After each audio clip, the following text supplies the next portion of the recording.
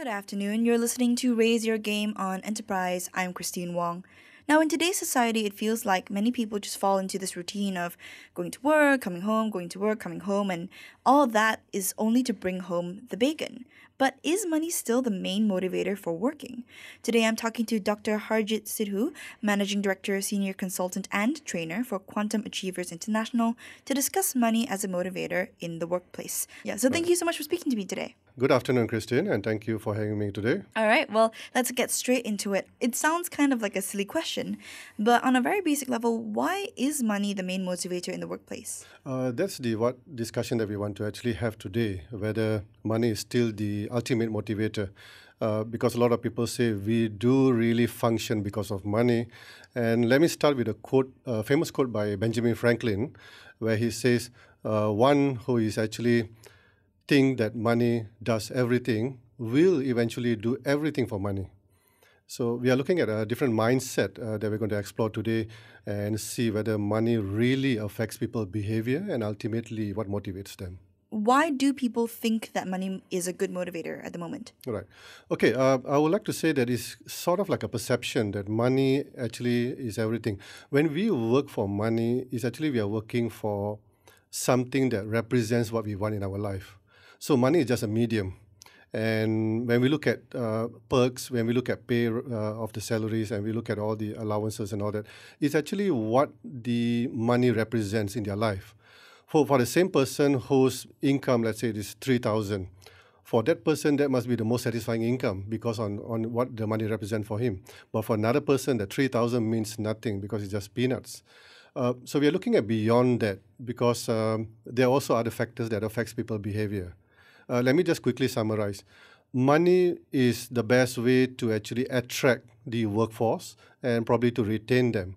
But how they're going to behave at the workplace, it may not be the money ultimately. Right, so it's kind of a short-term motivator in the sense that it kind of gets people in the door, but it's not the driving force behind how we act and how we behave in the workplace itself. That's right. So what are the other motivating factors that drive general productivity in a workplace? Okay, it's a tricky question because we can't generalize a particular factor for all the generations. Yeah, of course. For example, my dad, when he was in the police, what motivates him to work was not just, of course, he was working for money, but what drives him, his behavior or attitude towards work, was something else. So we have a quick look at what motivates the different generations because this factor is going to be different. Yeah, of course. I think, it's always important to highlight, especially that in the present day, there's been so much progress and so much change that, people just have different priorities from generation to generation. So let's get into that now. Sure, that's right. Okay, so if let's say we want to use the stereotype labeling of the generation, so we have the baby boomers. Baby boomers were motivated by, of course, they need the money, but they're looking at a bit of the self-fulfillment. They were looking at loyalty. They were looking at how their bosses will look at them. And then if we progress further, we look at the Gen X, which typically where I belong to, right? And my motivation, of course, again, for survivability, if you were to look back into the traditional motivational theories like Maslow, Herzberg's and all that, Maslow talks about physiological needs. Yep. And we need the money for physiological needs. But ultimately, what is going to determine my behavior at the workplace will be something else. So the question is whether these theories are still relevant or not. That's what we're going to look at. Yeah, we're going to be speaking about that a bit later on, but let's just focus on the generational differences between what motivates each generation at the workplace. So That's right. With the baby boomers, that was about self-fulfillment. Yep. So let's focus on Gen X. Okay. So Gen X is looking at, they are in the transition of the technology. And when we look at what motivates them, they were looking at something that can prove what they are able to do at workplace. So if the employer can provide a certain ambience, a certain opportunity where they can actually grow, that's what motivates the ultimate behavior for the X factor. When we look at the millennials or the so-called Gen Y, we are looking at different factor by itself. Now, millennials, of course, again, like I mentioned, to attract them to join the organization will be the salary, the perks and all that. But how are they going to behave at the workplace? It's going to be determined by so many discoveries that they had recently. For example, the millennials love flexibility. The baby boomers might be overwhelmed by flexibility. If you were to offer flexibility to the baby boomers, they will not be able to function. But the millennials are looking for that flexibility. They are looking at feedback from their managers, from their leaders. So we are redefining productivity now. Productivity for the older generations and productivity for the new generation is a totally different ballgame. Textbooks need to be written back. Definitions of managers have been redefined to leaders. And the millennials are also looking at how to cut the protocols. They really dislike protocols. So, and they're also looking at a culture that embraces fun. And when you walk into a certain organization nowadays, just like BFM, it's a lot of ambience that stimulates fun, and we don't want to, end up coming every day to work with a boring atmosphere and all that. So the millennials are looking for that. Yes, the money is there, but just as a cushion for a comfortable living. But what is going to determine their behavior is going to be something else. And these are really, really crucial points for leaders in order to retain the staff. That's actually really an interesting point that you brought up, because I'm a member of the millennial generation. Yeah. So, I can't really argue with a lot of that. I think that, the generation that I belong to is a bit disruptive in a sense, where, we question a lot of things, and we question a lot of the structures that are already in place. And I think that is really what drives a lot of that, the kind of idea of flexibility and trying to get feedback and trying to look at the system and try to see what, how it can be shifted a little bit. Yeah. So that's actually really fascinating. Now, you've also mentioned that there's these aspects of certainty and significance that drive the motivation of an individual. So now kind of moving from the base generalization to the individual themselves. So, can you explain a little bit more about certainty and significance? Yeah, that's right. So we are evolving the so-called motivation factors or the motivation theories into a more practical term. So, for example, when we talk about certainty, we are talking about people are willing to do a mile further than what they're supposed to do because of certainty. I'll give you an example. Let's say a drug addict. A drug addict will be motivated to continue, let's say, taking drugs and all that. Why? Even despite people lecturing them, tell them drugs are... They know drugs are dangerous.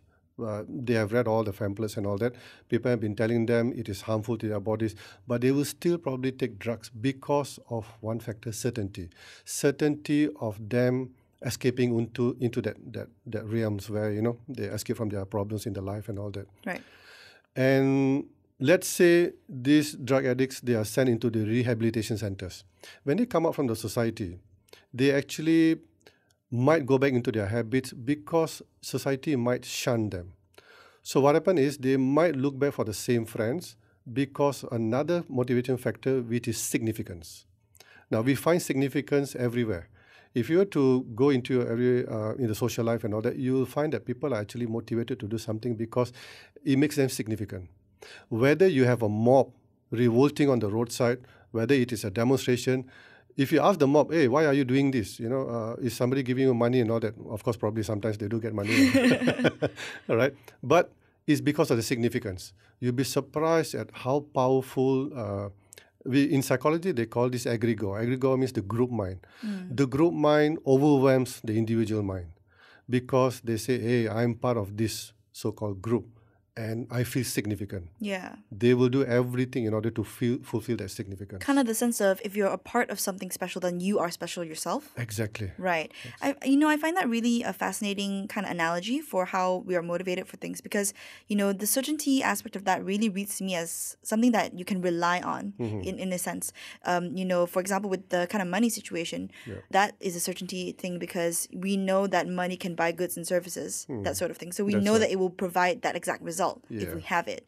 And that doesn't change, right? So that is actually quite interesting. Whereas significance is something that I think, I'm not sure if this is something that you can agree with, but, I think that especially for my generation as well, that is such a huge factor, right? Because, a lot of people in my generation at the moment, our aim when we look for a job or when we're looking to join a workforce is to feel like we are contributing to something important, that we're making an impact on society and things like that. So that's really fascinating to think about, I think. Yeah. Just to add on a bit, it's actually sort of like a paradox. with the certainty factor, we also have the uncertainty factor as a motivator. Okay. For example, now you mentioned that you will love to have a certain certainty in the work environment. At the same time, you do not want to be bogged down with the too much of certainty. People love surprises. That's the very reason some people go for horror movies. Yeah. What motivates you to go for a horror movie despite being uncomfortable of being scared? But people love that excitement. So, at a certain aspect, leaders need to know that they need to add on certain elements of uncertainty into their work environment. In other words, we add some spice. Okay. Not too much of a mundane task and all that. So there needs to be kind of a balance between having a kind of reliable routine, but also having, moments of surprise where you kind of get that adrenaline rush and you're motivated to do like a new thing, for Correct. example. A small thing can be like, for example, I call this technique breaking the pattern. Okay. Everything that we do, there's a pattern. So when breaking the pattern, for example, if I were to conduct a meeting with the staff, the reason why sometimes people end up late into the meeting and all that, they say, it's going to be the same agenda, same setup, everything. So there's too much of certainty there. But the moment I announce tomorrow, Christine, we're going to do our meeting at the nearest field, at the nearest garden, wow, there's going to be like, okay, something different. Maybe things going to be turned up differently and all that. People will somehow be motivated because there's an element of uncertainty. It's an interesting thing, right? That's right. Yeah, so it breaks the monotony of the everyday workplace routine. I see. Exactly. Well, it's actually time for a short break, but after that, I'll continue talking to Dr. Harjit Sidhu about how well-known motivation theories still hold up today. So stay tuned to Raise Your Game on BFM 89.9 for that discussion. Good afternoon. You're listening to Raise Your Game on Enterprise. I'm Christine Wong. Now, today we're talking about, is money still the main motivator in the workforce? And to speak to me about that today is Dr. Harjit Sidhu. And before the break, we were talking about why money is seen as a motivator and talking about these aspects of certainty and significance for individual people and what drives people to do what they do. Now, we'd like to discuss a little bit more about why people are motivated to do something, right? So, for example, we have Herzberg, who has a two-factor principle. So can you talk to us a little bit more about that and then why or if that is still relevant today? Yeah, sure. Just to recap, Herzberg mentioned about the hygiene factors and also the unhygiene factors. What results in a positive behavior and also negative behaviors in the workplace. So when we talk about the hygiene factors, one of the hygiene factors is actually the money. Money is seen as the hygiene factor in order to produce a certain positive behavior. But again, like I mentioned, it causes a short-term positive behavior. There are more other elements which causes a long-term behavior. Now, don't get me wrong. We are not saying that money is not a motivator. We are saying that money has its limitation. There are more factors which plays into a person motivator, which actually more effective in the long term. So, for example, when we talk about leaders motivating staff, they forget that they actually have to provide the feedback. They actually have to compliment the staff whenever things are going right and all that. And if things are going wrong, there's a certain way of giving feedback. So the theories, I would say, in a certain way, it is still holding waters. Only thing we need to modify what are the factors that causes the hygiene factors and also the unhygiene factors. Come to Maslow. Maslow talks about the pyramid, physiological needs, self-fulfillment and all that. To me, it is still relevant because people are still working and wants to earn something for physiological needs and all that. And ultimately, we're talking about self-fulfillment. If, let's say, I'm your boss, Christian, if I were to humiliate you in front of everyone, but you're having super salary, will you be able to last long? Probably not. Yeah. So the moment I look at you, you're feeling down and all that. Okay, Christian, I just want to give you an increment, so another few thousand ringgit. You'll be on top just for a couple of weeks or 1 month and all that. But over the time, if I continue that behavior towards you, you will not even last for 6 months or 1 year. So would you say that the structure of these theories is still relevant and intact to today, but it's just the elements that go into them? Yeah. You kind of have to shift your perspective a little bit to adjust for what's happening in this day and age. That's right. All right. That's where the three factors that we mentioned, the significance, being relevant, and also certainty, and also the uncertainty. These are the factors that we realize are causing long-term motivation. So it's not enough to just give someone a raise if everything else in that workplace is not right, It's a essentially. very short term. Very short term. Okay, interesting. Yeah. So we think about the idea of money being the main motivator in the workplace because, well, it gives us comfort, it gives us security, it gives us the ability to live somewhere, eat, it fulfills the, as you said, the physiological needs in Maslow's hierarchy of needs, Yeah. right? But what more is there? Like, what would you say is like one of the bigger long-term motivational factors? If you look at the real example of Bill Gates, now why did he end up becoming a philanthropist? Why is he donating so much money and all that? Because he have got all the money to have everything in the world and all that. But why is he turning into charity? Because if you look at the Maslow's pyramid, he's talking about self-fulfillment. He's feeling significant at the same time by donating because he's feeling that significance from the people that he's donating to, because they'll be grateful to him. When they are grateful to his foundation, he feels significant. So the old theories are still relevant. Only thing, we're just modifying the terminologies. I actually think that's a really good example of someone who is proving that money is not the main motivator, because you can have all the money in the world, but if you don't do anything with it, there's not really a lot of point, right? That's right. So this is an interesting question to think about. Would there be a case for saying that there can be a time when you could offer something other than money as like a salary or as a main motivational force in the workplace? Yeah, I would like to use the example of my dad who was working in the police force. Like I say, the pay at that time was just probably enough to run the family. He didn't even take any medical leave for 20 years. What really motivated him to really turn up on time for work and all that was because factors like recognition from the bosses, whenever they have done something good and the praises were there, not to say we are overpraising or anything, but just enough, that you've done a good job. When they do something wrong, at those times, of course, they'll be penalized. But nowadays, we cannot use the penalty system for the younger generation.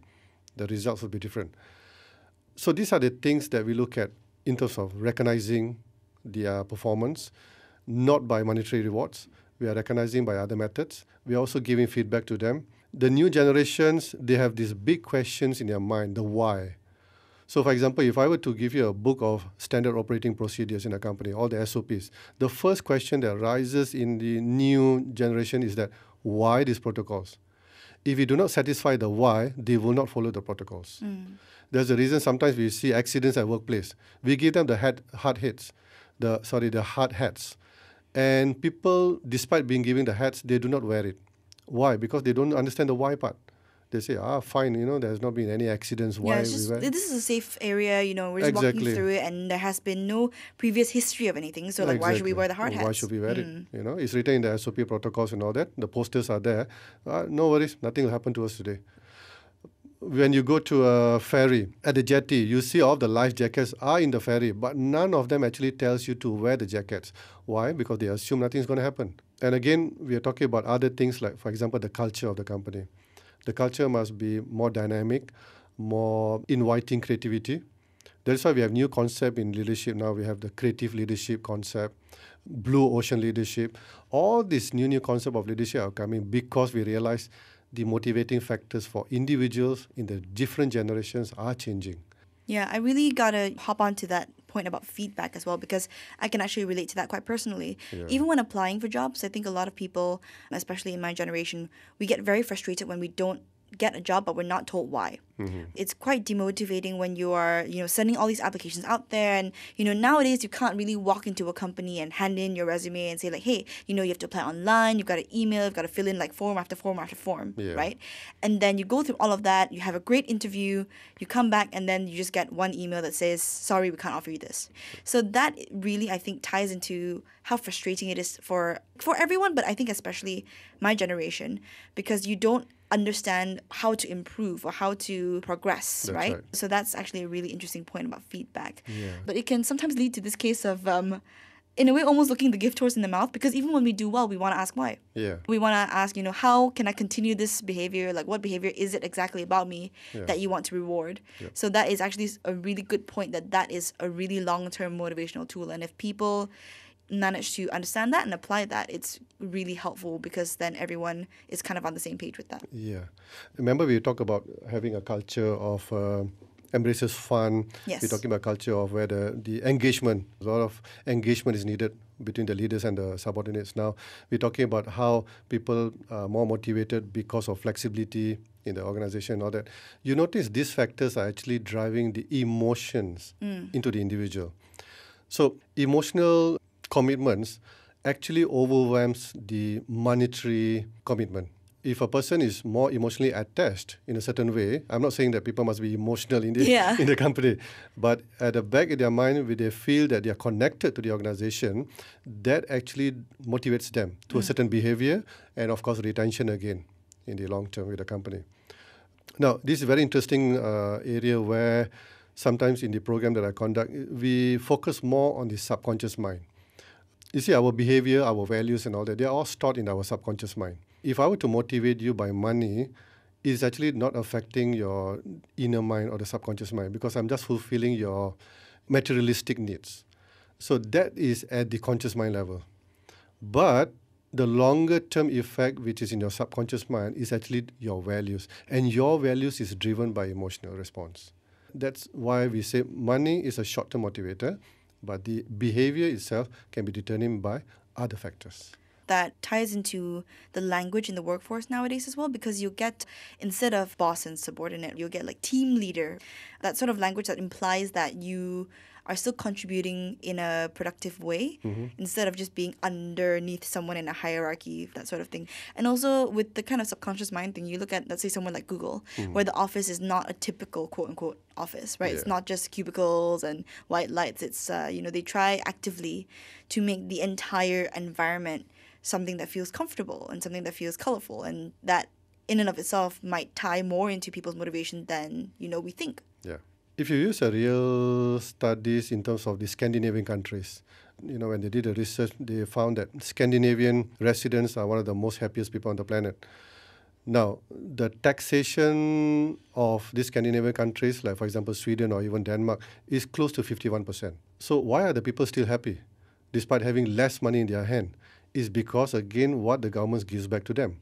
So we are not really working for money. We are working for what the money represents. If we can give back to the people what they want, which they could have bought with the money, they said, okay, fine, I just need a little bit of money for probably entertainment, for some holidays, and for other purpose. Because in the Scandinavian countries, education is given, medical is covered for and all that. So the rest of the money is actually more towards your holidays, your entertainment and all that. Yeah, it's almost as if, in a sense, money is sort of the middleman, right? Yeah. Between what we are working for and what we actually need. It's a medium. Yeah. Do you think there could be a point where, let's say in Malaysia, you could advertise a job that doesn't pay a very good salary but has all those benefits, and that would be like a good motivational idea? I'm just looking ahead. For example, let's say 50 or 100 years from now. Yeah. We may not even be paying people with money. We probably be paying people by point system. Oh, okay. and the point system will be what you can actually acquire in your life. Right. So don't be surprised, whatever currency, whether you're talking about cryptocurrency, real currency and all that, maybe it may not exist in the next 100 or 200 years anymore. Because we realize that people needs or wants is going to be determined by what they want really into their life. Yeah. And if you can provide that with other than money, so be it. All right. Well, unfortunately, it's time to wrap up. But thank you so much, Dr. Harjit, for speaking to me all about the motivational aspects of the workplace. Yeah, thank you so much. All right. Well, if you've missed any of this interview, go ahead and download the BFM app on the Apple App Store or Google Play so that you can listen to. And if you want, you can also download the podcast. If you are old school, you can go on the website, bfm.my, and listen to the podcast on there. But hopefully you've enjoyed listening to Raise Your Game today. I'm Christine Wong. Stay tuned to Enterprise on BFM 89.9. Thank you for listening to this podcast. To find more great interviews, go to bfm.my or find us on iTunes. BFM 89.9, the business station.